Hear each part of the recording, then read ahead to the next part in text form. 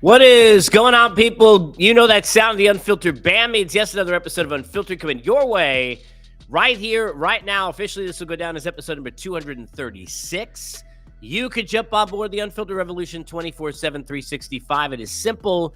Get over to the Twitter, or the artist formerly known as X, if you will. Get up at Casey Stern into the bio, and you can follow all of the conversation, the comments, the content, and get onto the YouTube channel, subscribe. Please hit the thumbs up, like, and share with your friends. And of course, where most of our friends are, listen to the program, Apple, Spotify, and everywhere you get your podcast. Speaking of being friendly, thank you to the Unfiltered Band. And Merry Christmas and Happy Holidays wherever you are, whenever this may be, that this is finding you as I get in here to a little close of the year on UFC side of things. Stepping away from baseball for this one again. Looking ahead to some of my expectations, predictions for UFC 300, looking back at 296, and much, much more. You can always comment along the way, get into the conversation, either on Twitter or in the YouTube comments. As always, we're here in large part thanks to our good friends at Bet Online. They're your number one source for all your sports betting needs this holiday season. Latest odds, lines, matchup reports, baseball, basketball, boxing, golf, whatever you got, they've got it. Bet Online continues to be the fastest and easiest way to get all your wagers, live betting, favorite casino and card games. They're all available right now, right from your phone. Head over to the website, use your mobile device to sign up today. Get in on all the action. Remember to use the promo code BELIEVE. It's BLEAV.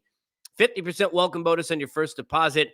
Bet Online, where the game starts. And excuse the voice, which hopefully will hold up. Any of your parents know your kids get a cold and you sit there and you're like, there's no way I'm going to get it. I'm washing all the sheets. I'm washing the blankets. I'm making sure you use something on your mouth. We're washing it 3 times. I'm not going anywhere near that. No, I'm going to make sure that I stay away somehow. No, take some airborne, whatever your processes are. And you sit there and as a parent, you're like, there's no way I'm not getting sick this time.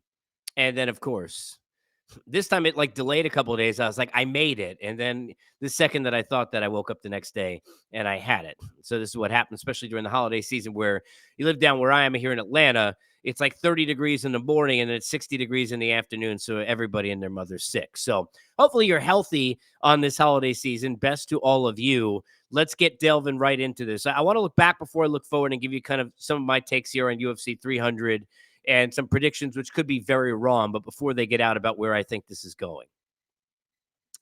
Let's go backwards. And a lot of it's circumstance driven and some of it from UFC 296.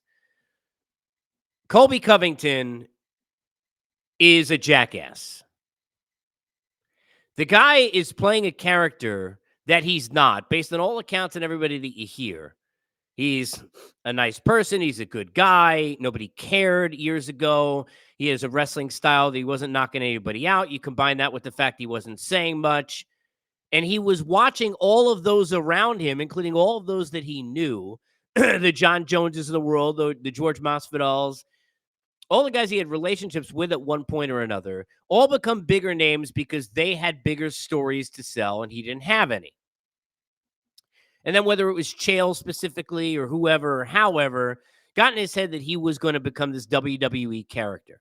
And it has made him a bigger star. It put him in a main event he did not belong anywhere near.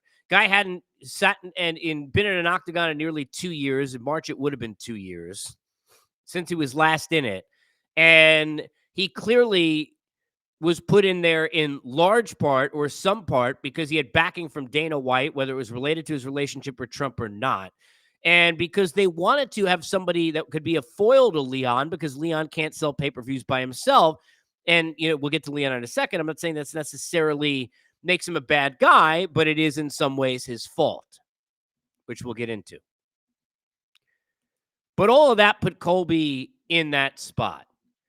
And, for most of the regurgitated lines, and you can go and watch 17 Colby interviews, and if you watch any of these runs before he gets into a fight, they are all the same lines that he has practiced, and he's putting them all out into the same interviews, and most of them are stale, and they're stupid, but at the same time, they're not over the edge. They're not over the line. What he did with Leon was. Now, do I think the UFC should get in there and say, well, you can't do it, and tell them they're not allowed to do things like that? You can't do that. This is fighting.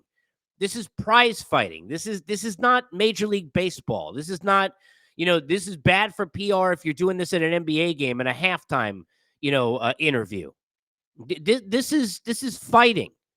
You can't tell him they can't do it, but he clearly should not have done it. And it put him on ice, even with his own fan base. That combined with his performance, which now we're going to sit there and attribute after the fact that it's because he broke his foot or whatever. But at the end of the day, as much as I hate when we get the excuses inside the octagon, if that was really what had happened, I'd rather hear it then. He said he never said anything to his corner in the Bet David podcast he did. He said he never did anything or told anyone in his corner because he didn't want Leon to find out because it came over TV and somebody told him in between rounds. Really? Was that, how is that going to make it any worse? Leon wasn't afraid of you. He tried to take and get down and did and took you to the ground to the place he's not supposed to go. Clearly there wasn't going to be an issue. Clearly he wasn't afraid. So I don't know what the hell you were thinking that like, yeah, please, I don't even want to hear it. So whatever, this was, this idea that he came up with, including right after, the fight when he lost in the presser, talking about Stephen Wonderboy Thompson. So yeah, you don't think a Shavkat match makes sense for you. You mean he'll kick the crap out of you. So now you're picking on somebody who has no ground game. Clearly, we just saw what happens in fights where he gets taken down, just like we saw against Bilal, just like we saw against Gilbert Burns. Like we know is the MO with Wonderboy Thompson, and he's 40-plus years old. I mean, you got to be shitting me. What a joke. But what he did with Leon, put him on ice even with his own fans. He went over the line, and the guy is a jackass.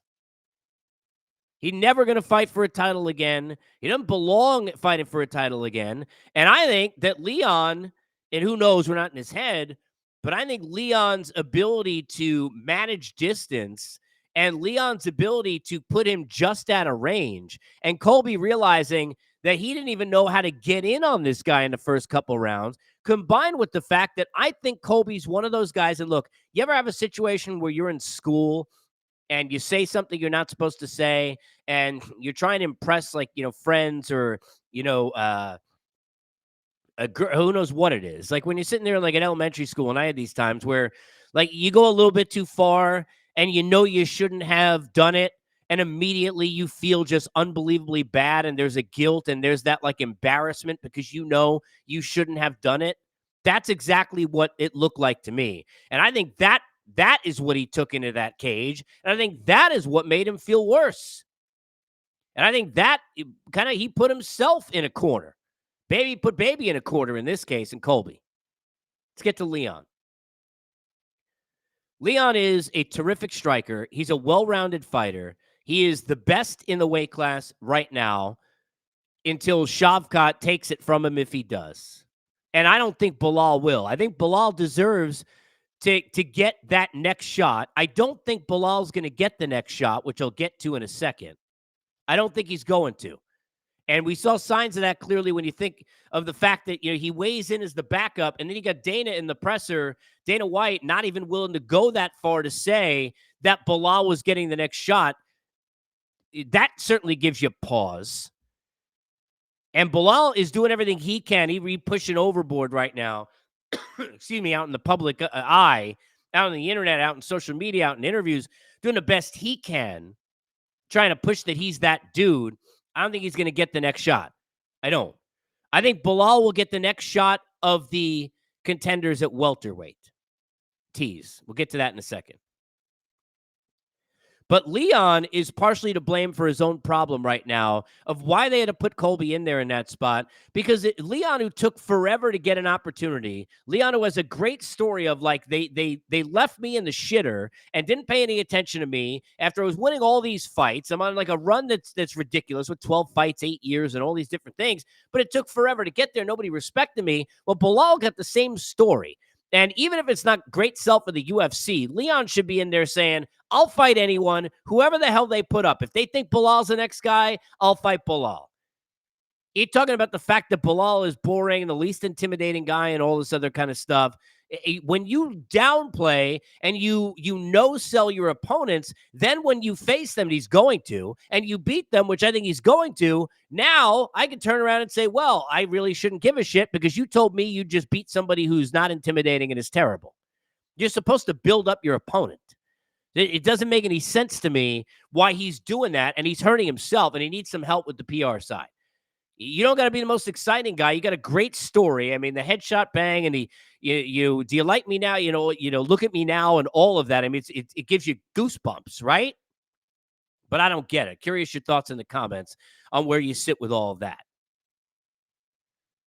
But it has led me partially towards, and I'm not going to go through a whole 296. It's already, I'm not going to give you Tony should retire, which he should, and some of the other stuff that's gone on there. But I want to take this right into where I am on 300. We've already got certain fights announced. I love the Aljo, and I'm a Long Islander, Calvin Kattar. Curious to see that. If he beats Kattar, then maybe gets to, I think if Aljo beats Kattar, he has a chance to battle perhaps the winner of Yair and Ortega and maybe get into a number one contender spot for the title.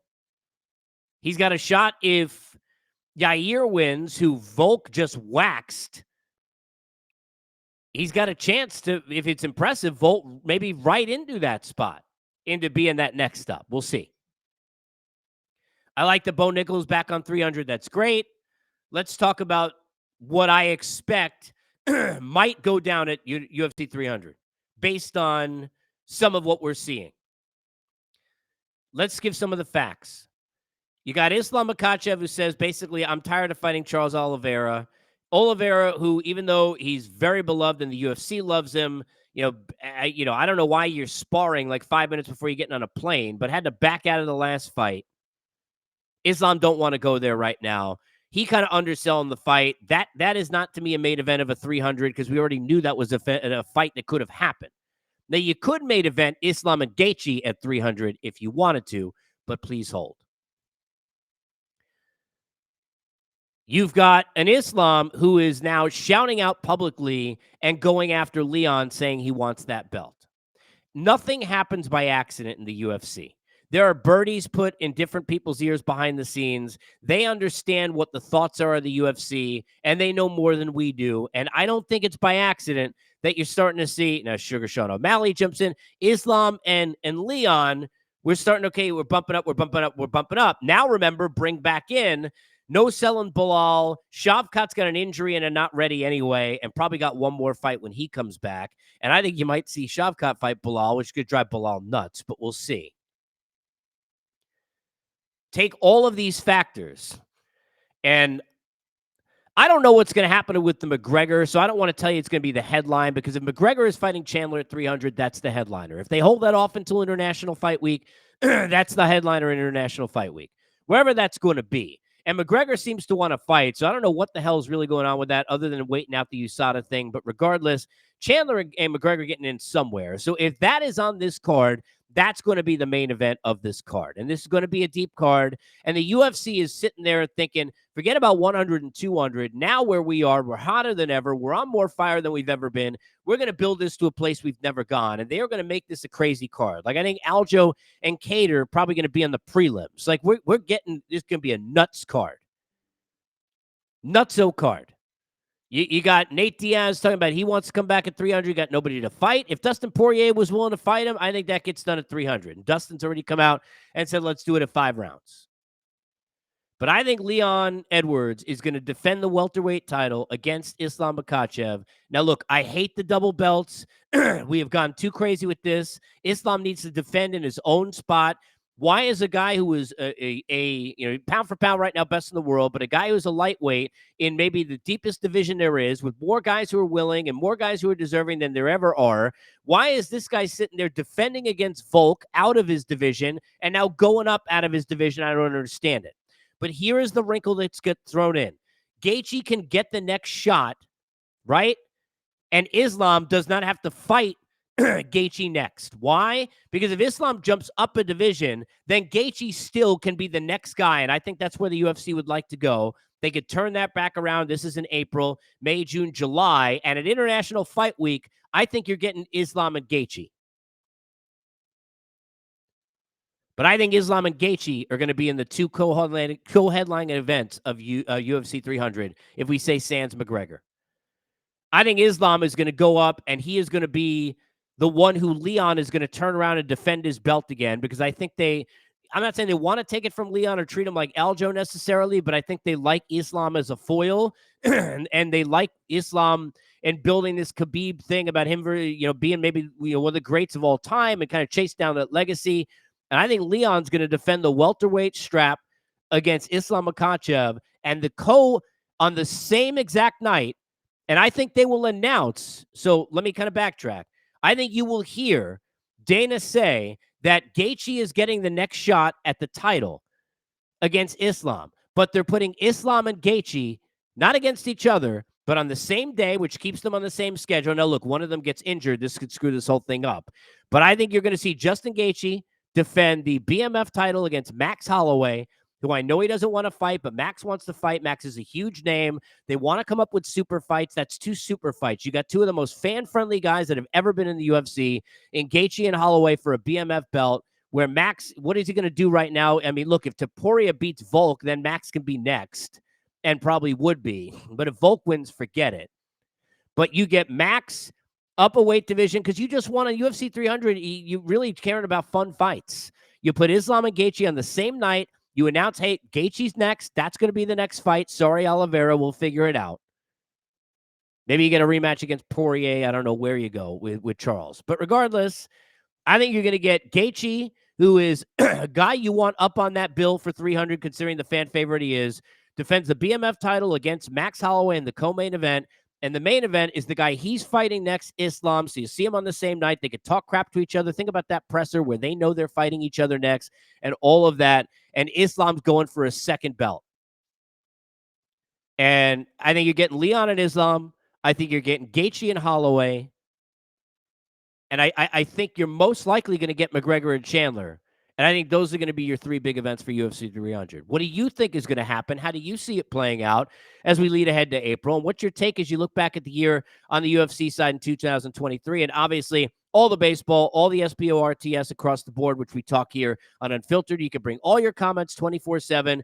Jump onto Twitter, Ardos formerly known as X, if you will, at Casey Stern, up into the bio, get to the YouTube channel. And thank you for all of you who are listening on Apple, Spotify, and everywhere you get your podcasts. Happy New Year to you and your families. All the best. And make sure, please, more than anything else, with all the gifts that you're putting under trees, realize and remember the greatest gift of all is cherishing the time that you have with the ones that you love.